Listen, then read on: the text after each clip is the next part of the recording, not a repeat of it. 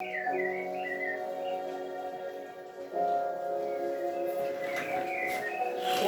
é dia 17 de fevereiro de 2022. São 20 horas e 4 minutos em Franca, São Paulo. Uma noite chuvosa.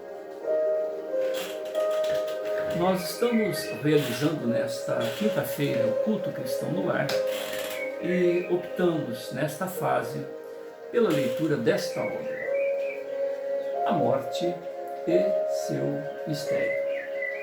A Morte e Seu Mistério é uma produção de Camille Flammarion. Camille Flammarion, um astrônomo e psiquista, ele produziu este tema em 3 volumes. No primeiro volume, ele trata da manifestação e das aparições de fantasmas de vivos e bem vivos, pessoas que gozam de perfeita saúde, estão no seu dia a dia e por um motivo qualquer, um mal súbito, alguma coisa inesperada, se sentem na obrigação de fazer conhecer a um parente, a um amigo, a uma lembrança querida, que alguma coisa lhes está sucedendo. O segundo volume, que é exatamente este que nós estamos manuseando, A Morte e Seu Mistério, volume 2, tomo 2. Ele trata de manifestação de fantasmas de vivos, porém, durante a morte. Geralmente moribundos, pessoas doentes ou que estão prestes a morrer. Então seria, por exemplo, o caso de pessoas de 1 semana, 2 dias e quase as últimas horas. E muitas das vezes a pessoa que tem a segurança, a certeza de que vai morrer. Então, mas às vezes no último instante pode não morrer, mas essa pessoa está tão preocupada que de alguma maneira manifesta o seu duplo. E de que forma isso acontece? Pode ser de uma maneira sutil, aonde mente a mente. A pessoa tem a segurança de que tal pessoa esteve ali, chegou a vê-la, mas de uma maneira mais sutil. Ou então em manifestações mais expressivas, aonde ele e outras circunstâncias veem aquela pessoa e em manifestações mais expressivas ainda ocorrem fenômenos de voz, você ouve, de cheiro, você sente, a pessoa está conversando muito próximo a você, o hálito da pessoa chega no seu nariz, ouve-se tiros dentro de casa, o cheiro de pólvora, como um dos casos que ele cita, que a pessoa chegou a abrir as portas, né, para esse estrondo, estampido de arma de fogo, que ninguém disparou, você ouve, né, e o cheiro invade, o cheiro da pólvora invade o ambiente. O cheiro, né, ninguém vê a pólvora, mas o cheiro da pólvora é ouvido à distância. Vizinhos distantes vêm perguntar o que foi que aconteceu, né, por que alguém deu um tiro por ali. Enfim, as pessoas que estão vivas com esse organismo físico se manifestam em seu duplo para alguém. E finalmente, no terceiro volume, Camille Flammarion se ocupa em elencar, em fazer correr a nossa observação os fantasmas dos mortos, ou seja, pessoas cujo corpo já estão no cemitério, estão no sopé de um monte, ao pé de uma árvore, dentro de uma urna mortuária, dentro de um lago lá apodrecendo, e de alguma maneira, algumas horas, alguns dias, meses e há séculos, aquela pessoa se faz, né? Está lá as casas mal assombradas, as fazendas mal assombradas e casos que fazem parte do imaginário social, do imaginário popular, que de imaginário não tem nada, né? Você ouve e não tem coragem de ir lá confirmar. Isso até os dias de hoje, onde todo mundo quer fazer alguma coisa para colocar na internet. Então eu já vi vários grupos de brasileiros, americanos, ingleses se armarem com escopeta, com arma de fogo de repetição, tipo pistola, facas, bestas, que é aquele arco, né, de flecha, porém na forma de um gatilho.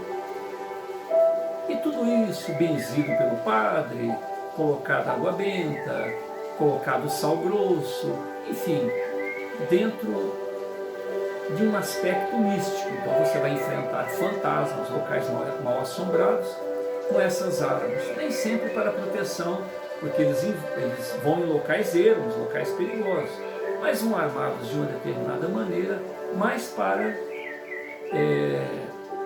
disparar contra os fantasmas que possam aparecer. Tem os mais tecnológicos que levam alguns aparelhos aonde se mede a psicosfera, a radiestesia no local. E geralmente essas medições radioestésicas têm uma ligação direta com a produção do fenômeno. Então a aparelhagem realmente condiz com o objetivo. Mas a pessoa toda armada ali, né? Em alguns dos casos, você observa que alguns dos integrantes dessas expedições ficam mediunizados, e é um problema, porque está todo mundo armado, então você tem que convencer o indivíduo que está meio sonso a te entregar as armas. E você tem que convencer o espírito a não ir além dos limites.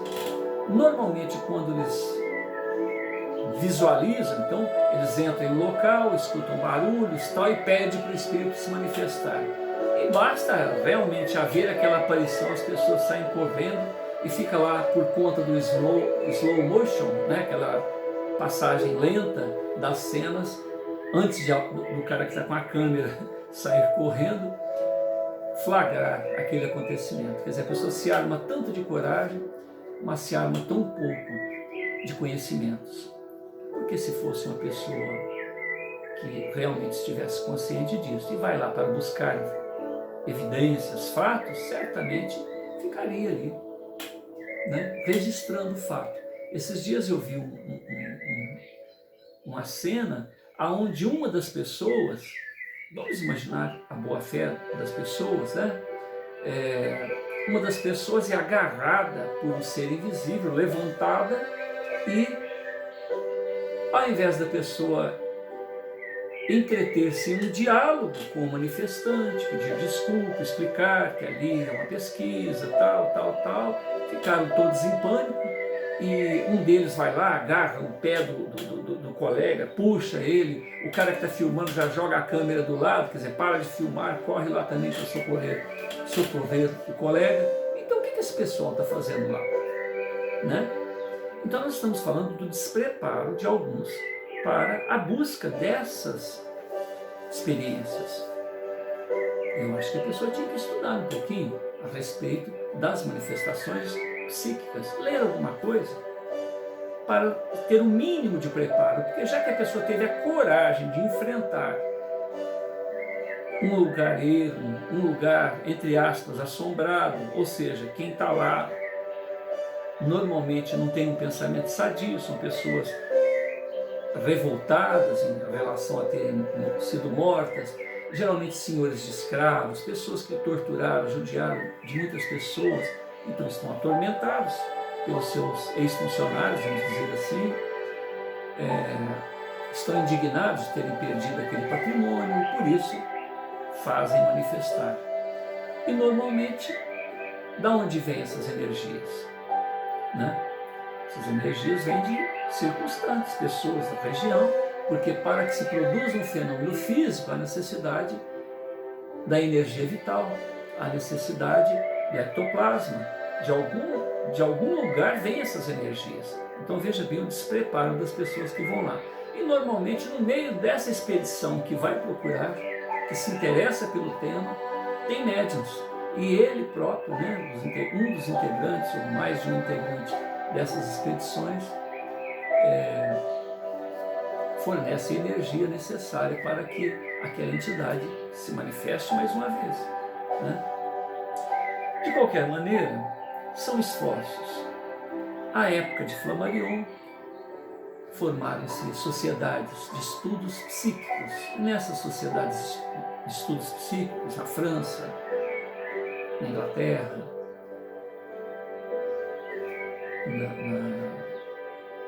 na Rússia, né, na antiga, né,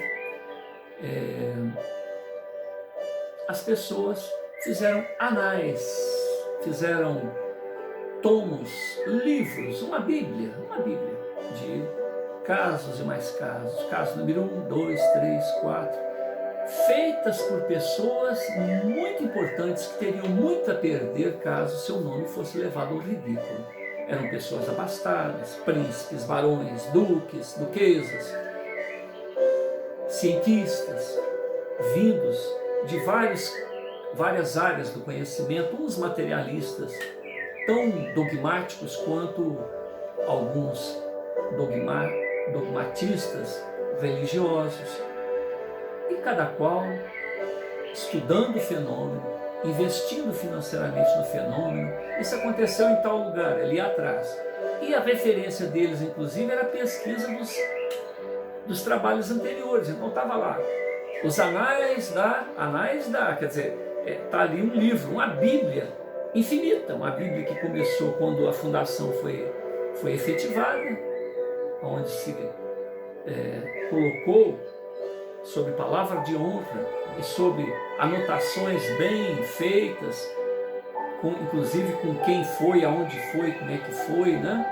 Ali estão os nomes verdadeiros das pessoas que participaram desses eventos, né? Mas nas publicações para o público, geralmente esses nomes são ocultados, geralmente com o primeiro nome, um ponto na frente ou um pseudônimo. Por quê? Vivia-se uma época onde a pessoa podia perder o emprego, podia ser morta, podia ser expulsa, né? Nós lemos aqui na passagem anterior um caso de uma tia que não pode entrar, fica lá, que deserdou a sobrinha simplesmente porque ela se interessava por esses assuntos, né? Então, e deu todo o patrimônio para a igreja, né? Por quê? Por causa do dogmatismo. E com isto, nós vamos somando fatos e mais fatos que nos permitem compreender cada vez mais essas ocorrências. Nós citamos em muitas oportunidades o trabalho de Alexandre Aksakov. Alexandre Aksakov é um russo, o qual, a semelhança de Camille Flammarion, juntou uma série de fatos e fez uma analogia entre o que o Espiritismo, que já Kardec também fez parte dessa época, apresentava como fenômenos espíritas, e os fenômenos anímicos, também chamados de fenômenos parapsicológicos. De um lado, uns tentam colocar apenas no organismo humano, que seriam os materialistas, a causa desses fenômenos, mas os fenômenos ninguém nega, e outros associando a manifestação de desencarnados, pessoas que já estão sem o corpo físico. Então, Aksakov, no final do seu trabalho, animismo, espiritismo ele coloca que nenhum fenômeno anímico é tão particular que não haja interferência dos desencarnados, aqueles que estão sem o corpo físico, os fenômenos espíritas. E, por outro lado, os fenômenos espíritas, que poder-se-ia imaginar que são produções exclusivamente dos desencarnados, também não é possível, porque há necessidade da participação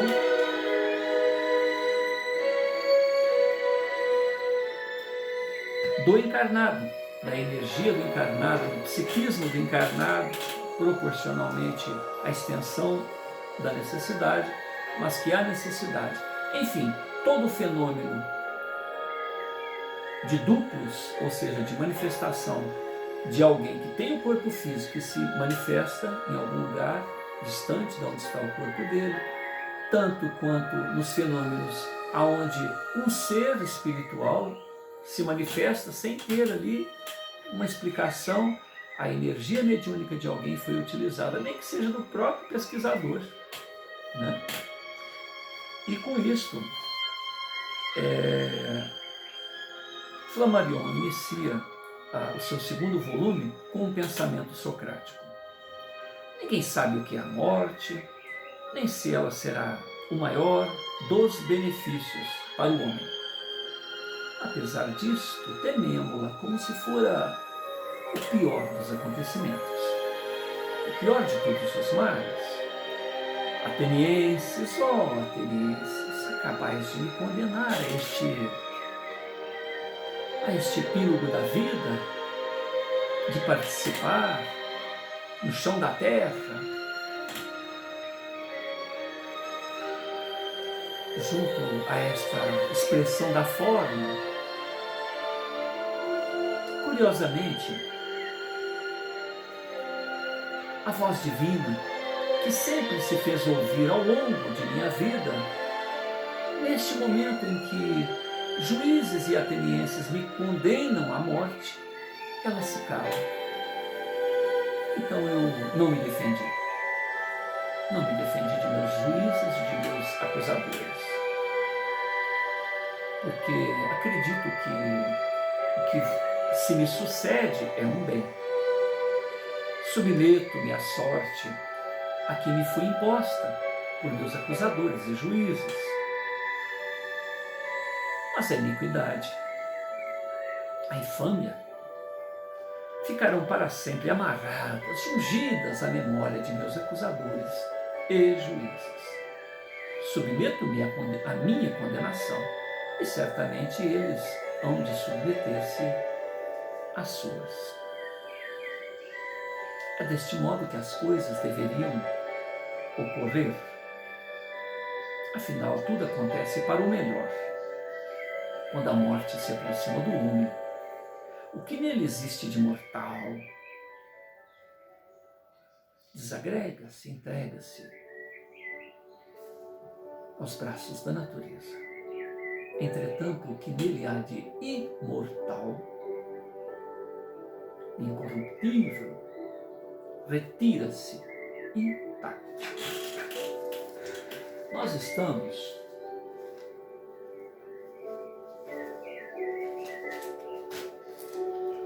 no capítulo 8º do segundo volume, sensações mentais à distância, de mortes ou acidentes, sem fenômenos físicos. E ele inicia este capítulo com um pensamento de Bulwer Lytton Zanoni. Ele sentia-se submetido às influências solenes da natureza.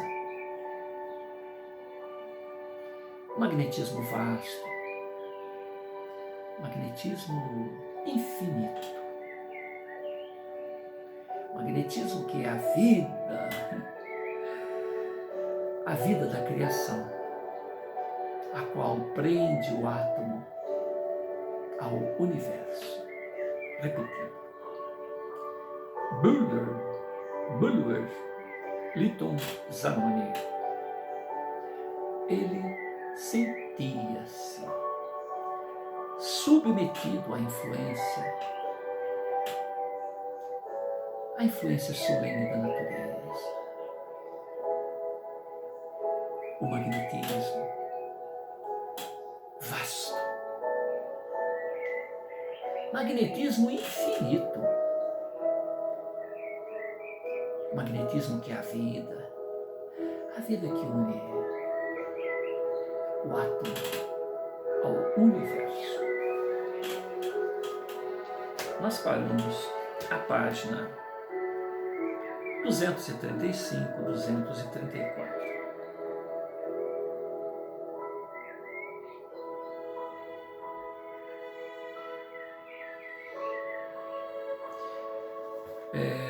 Página 234. Imagine que algumas horas a esta parte sou perseguida pela ideia de que minha tia deve estar morta, do que eu não fui informada por causa da greve dos Correios, mas que vou saber tudo porque o pároco da comunidade de X se dispõe a trazer-me notícias a tal respeito. E olhe, ela está comentando com alguém. Acrescentarei. Eu, designando a porta, ela tinha tanta segurança que ela disse que a porta que eles estavam ali, né? A porta da escada.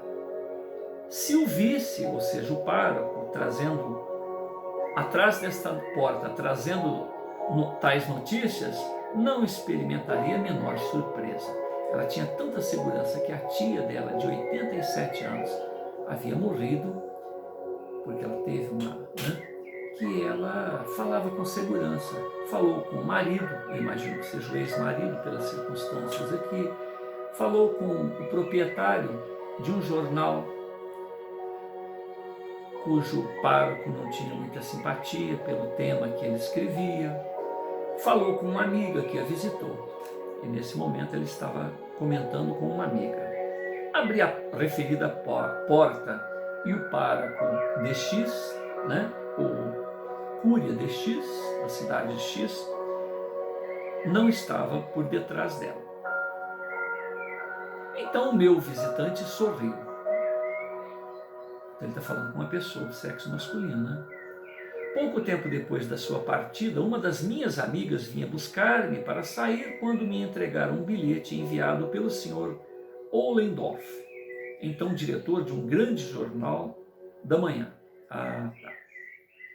Esse bilhete dizia textualmente: se estiver ainda em casa, quando chegar este bilhete, passe pelo jornal. Quer dizer, mostrava uma certa urgência. Tem uma coisa importante para transmitir-lhe. Sei, disse eu à minha amiga. Então o amigo saiu, ela comentou sobre o assunto. A amiga chegou para dar uma voltinha, ela fez esse comentário novamente. Sei, disse eu à minha amiga. O que quer me dizer é a notícia da morte de minha tia. O cura de X, o cura da cidade de X. Espera-me no jornal para me transmitir o que eu acabei de lhe dizer. Li nos olhos assustados da amiga o pensamento de que ela estava imaginando que eu tinha perdido a razão, tinha endoidado, né? Que indícios há para que a sua tia esteja morta? Retrucou a amiga. Porque havia de ser hoje, não outro dia? Finalmente, o que iria o pároco da cidade X, ou cura, né, da cidade de X, fazer a este jornal que ele certamente considera como seguindo de maus presságios? Eu não tinha muita simpatia pelo que era publicado naquele jornal. Partamos para lá e veremos, eu respondi à minha amiga. Volvidos minutos, chegamos ao Bill Blass, não, corrigindo, Gil, G-I-L, Blass, B-L-A-S. Gil Blass deve ser o nome do jornal, né? A primeira coisa que vimos foi a longa figura de um pároco, a figura negra, de um pároco perfilando-se diante da porta. Ah, senhor pároco, exclamei eu, sei o que o traz aqui. Sim, senhora, respondeu ele. O senhor Ollendorf acaba de repetir-me a conversa que tiveram. Estou espantado. Minha tia, assaltada durante a noite por uma congestão que nada deixava prever, fora encontrada pela manhã inanimada em seu leito. Aos gritos da criada, acudiram os vizinhos, que preveniram o sacerdote, o tal cura de X, né? Este que de resto tinha recebido instruções, abre aspas, porque tive a surpresa de saber que minha tia me deserdara em proveito dos padres. Então veja bem que interessante. A tia e ela não se davam muito bem, não por causa dela, mas por causa da tia, que não aceitava ela ser para frentex. Primeiro que ela era separada, pelo que eu estou entendendo aqui. Tanto é que ela considera o marido um amigo. Estavam conversando como amigos. Né? Provavelmente ele deixou alguma pensão, alguma herança, deixou algum patrimônio para ela. E ela se interessava por esses assuntos a respeito do psiquismo, o que era outro escândalo.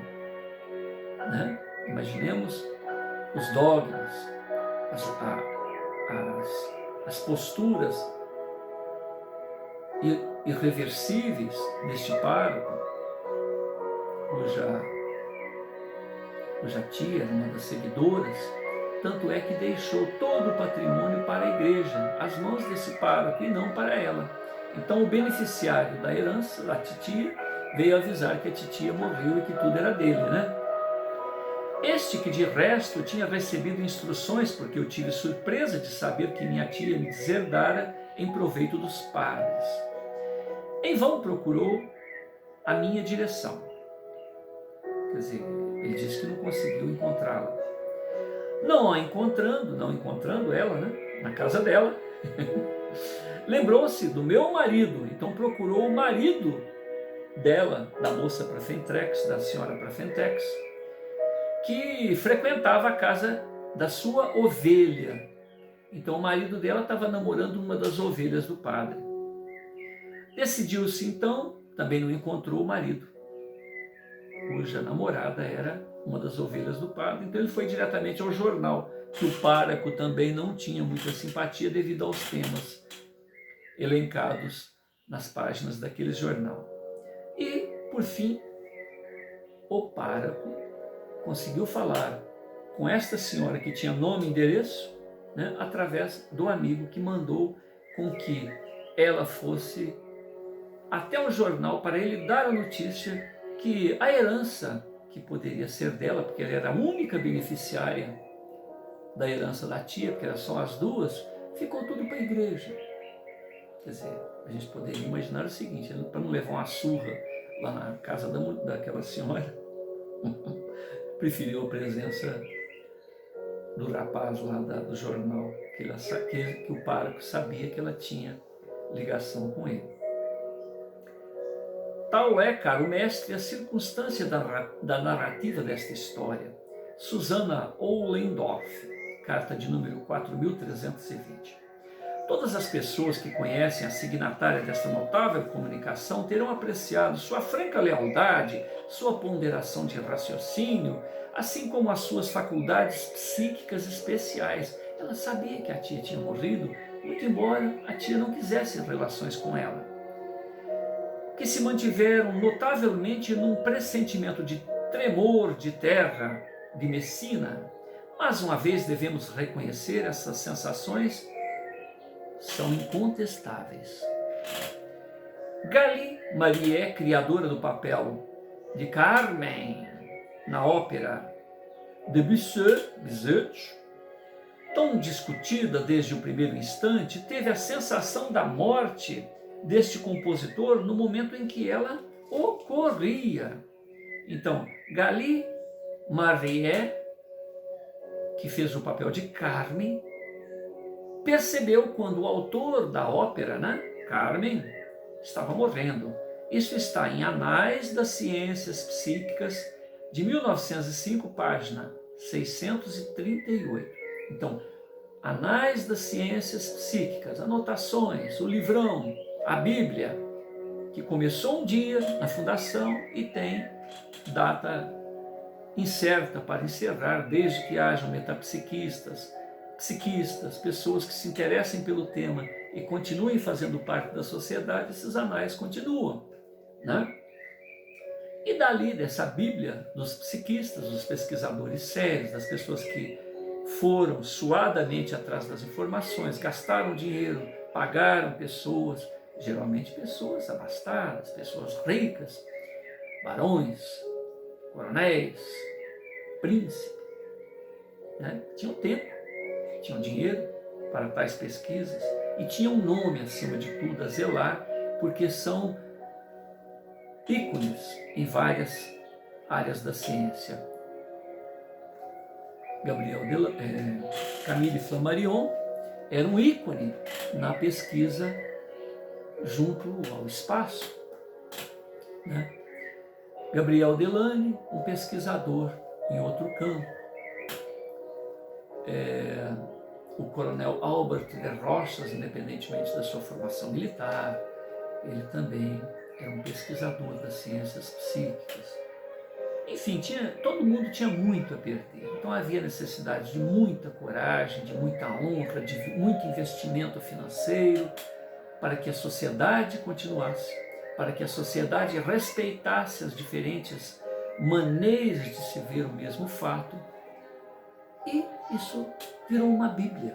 É uma Bíblia dos psiquistas, das pessoas honradas em uma época de duelos, onde se alguém desmerecesse a honra do outro, aquilo terminava com testemunhas trocando tiros ou espadadas, né? Lutas de sabre. E com isso, Camille Flammarion está ali apresentando todos esses fatos sem conclusões. Ele apenas aponta: fulano diz isso, ciclano diz aquilo, tal carta recebida assim assim, dos anais das ciências psíquicas, recolhi esse apontamento do digno, né? Estudiosos, fulano de tal.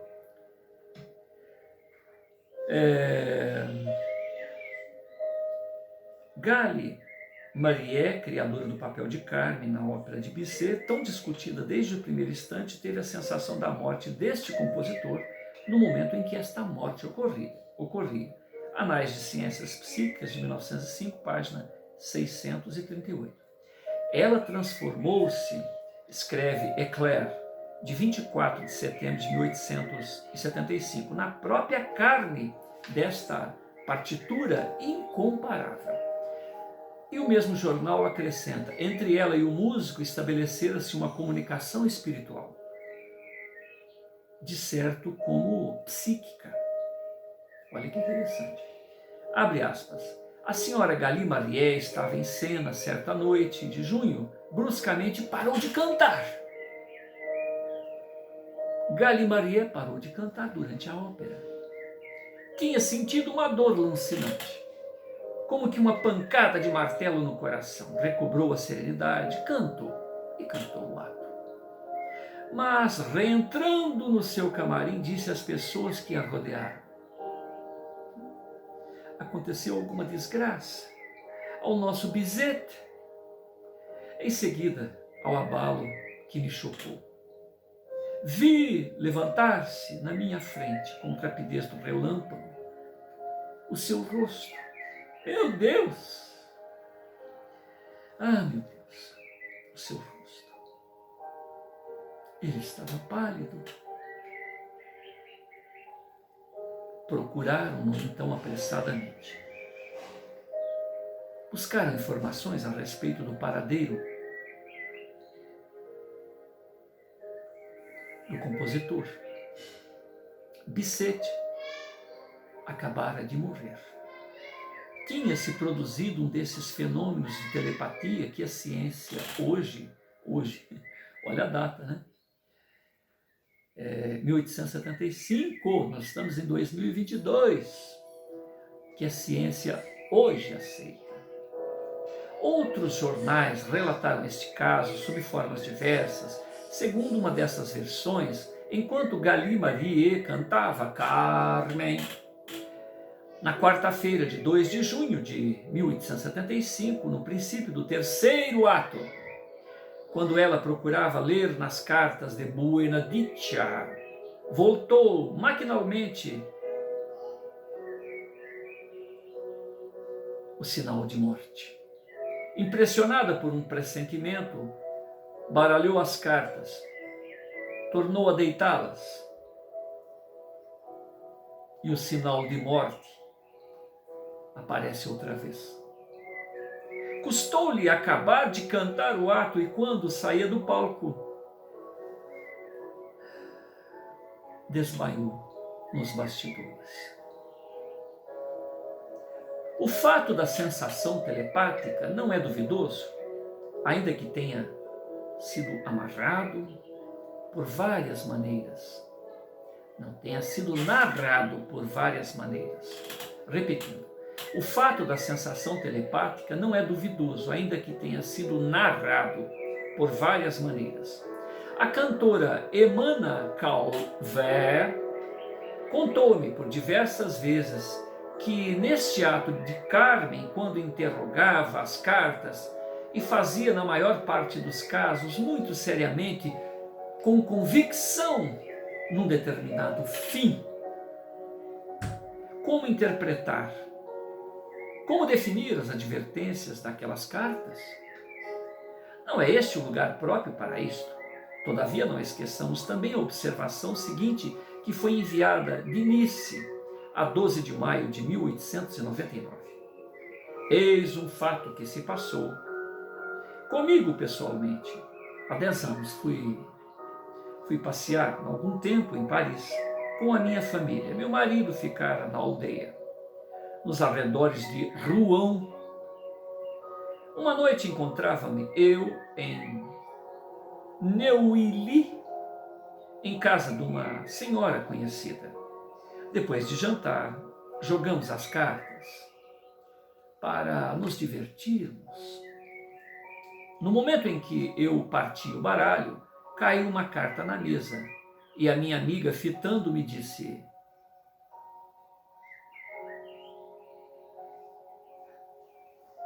seu marido morrerá esta noite.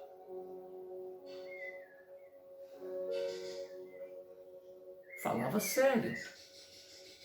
Ela falava sério. Então eu saí.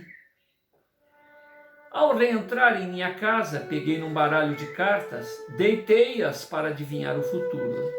Fiz as minhas interrogativas sobre a advertência precedente e a resposta.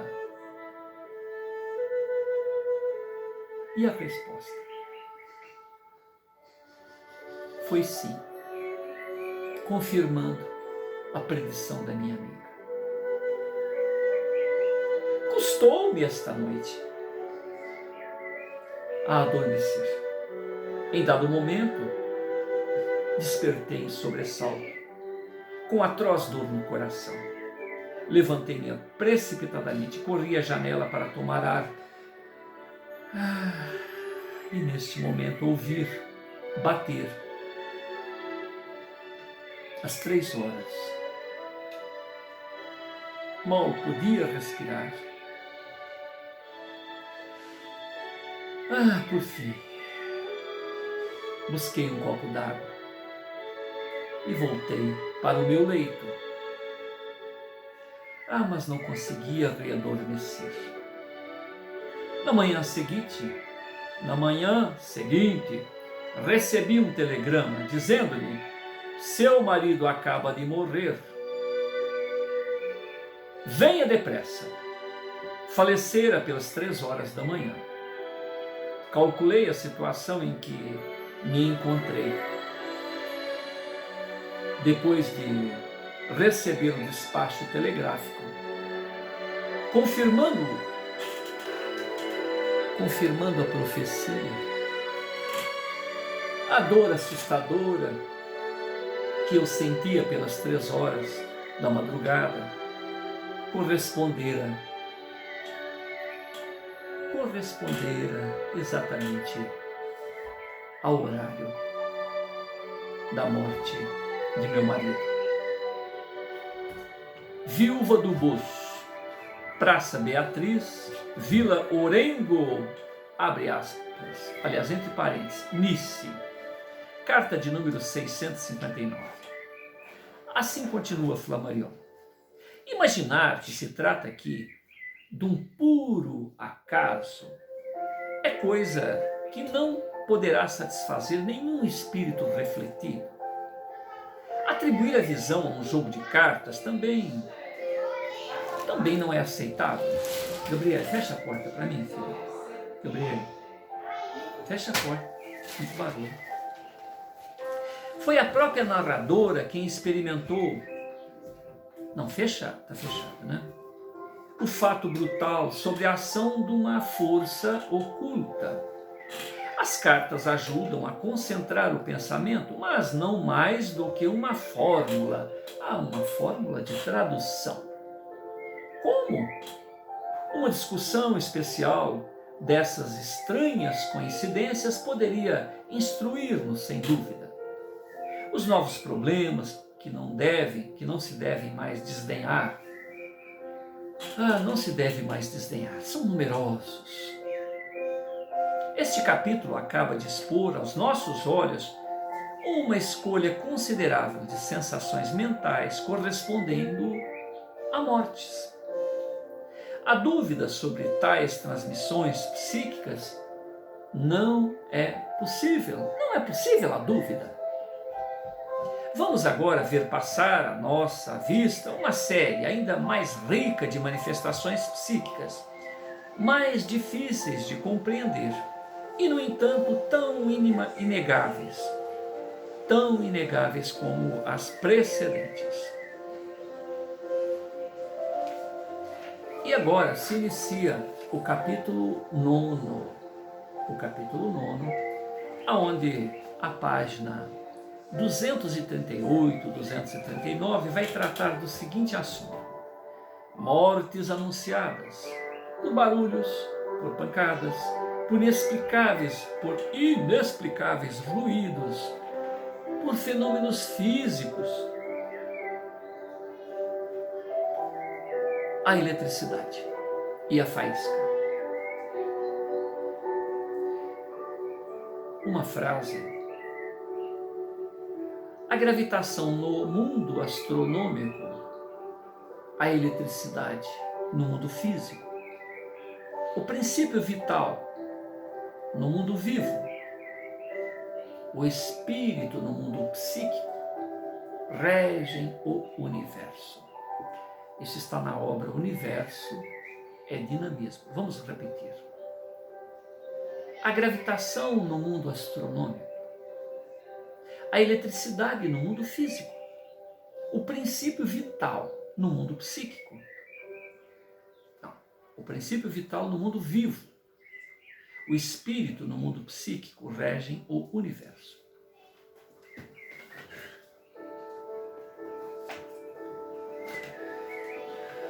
Agradecemos a Deus, a Jesus, os amigos espirituais, pela oportunidade desse estudo. Certamente, as vibrações que hão de se expandir através deste nosso esforço, provenientes da equipe de Camille Flammarion, os emissários do Cristo, enfim, de todos aqueles que têm se esforçado tanto por mostrar que a vida há de eterno e que este momento nosso, na vida da forma, com tempo aprazado,